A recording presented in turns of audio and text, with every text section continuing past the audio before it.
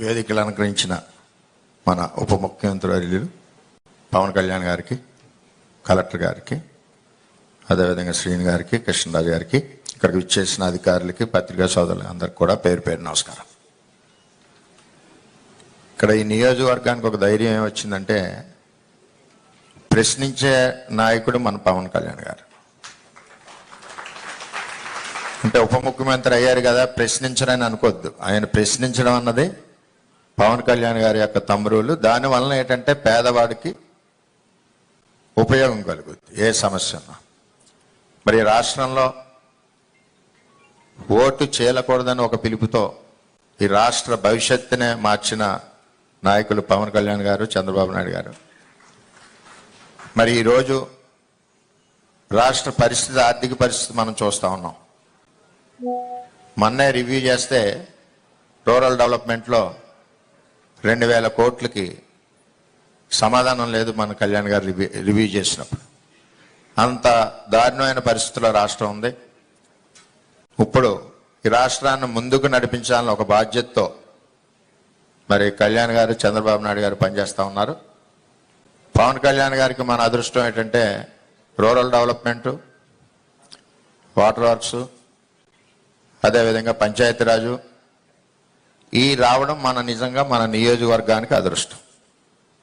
అలాగే కళ్యాణ్ గారు ఎలక్షన్లో బాగా దగ్గరగా చూశారు మత్స్యకార గ్రామాలు. మంచినీళ్ళు లేక చాలామంది ఆడపడుచులు సార్ని అడిగారు, అది సార్ గుండెల్లో కూడా ఉంది. మరి ఈ విధంగా మన అదృష్టం ఏంటంటే పోర్ట్ఫోలియోలు మన కళ్యాణ్ గారి చేతిలోనే ఉన్నాయి. కానీ రోడ్లు కానీ ఆశతో చూస్తూ ఉన్నాయి. ముఖ్యంగా ఆడపడుచులందరూ ఆశతో చూస్తూ ఉన్నారు. వీటన్నిటి మీద మనకి చాలా మేలు జరుగుద్దని ఒక ఆలోచనతో ఉన్నాం.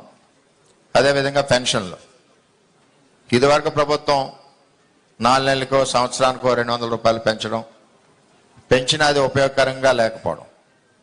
మరి ఒకేసారి నిర్ణయం తీసుకున్నారు, 3వ సంతకంగా 1000 రూపాయలు కూడా ఒకేసారి ఆర్థిక ఇబ్బందులు పెంచడం అంటే పేదవాడి మీద ఎంత అభిమానం ఉందన్నది మనం తెలుసుకోవాలి.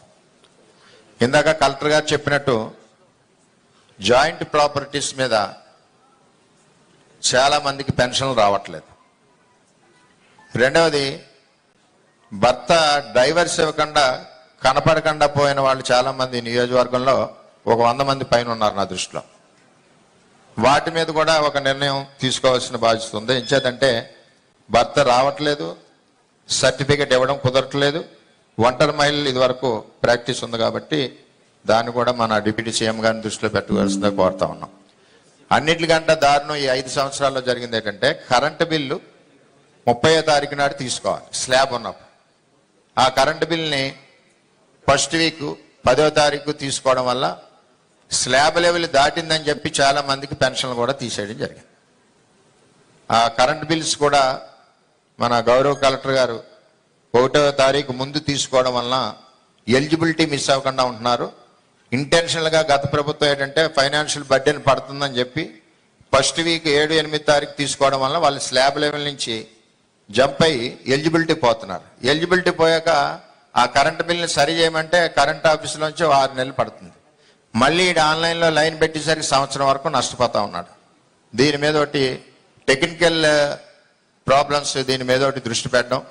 అదేవిధంగా అసెస్మెంట్లు, ఇల్లు అసెస్మెంట్లు విపరీతంగా టీపీఓకి ఇష్టం వచ్చినట్టు వేసుకుని వెళ్తున్నారు తప్పితే ఒక రూల్ లేదు. ఇంత స్క్వేర్ ఫీట్కి వేయాలి, ఇంత ఏజ్ హౌస్ ఉంటే వేయాలని చెప్పి ఆలోచన అన్నది లోపించింది 5 సంవత్సరాల్లో కూడా. అలా కూడా పెన్షన్లు నష్టపోతున్నారు. అలాగే సదరన్ క్యాంప్ ఒకటి మరి ఇక్కడ లోకల్గా పెట్టాలి, సదరన్ క్యాంప్ కూడా లేక ఇబ్బందికర పరిస్థితుల్లో పెడుతున్నారు ఫిజికల్ హ్యాండిక్యాప్స్ అని చేత ఇవన్నీ కార్యక్రమాలు ఉన్నాయి కాబట్టి మరి ఎంతో ఆశతో నియోజకవర్గం ఉంది.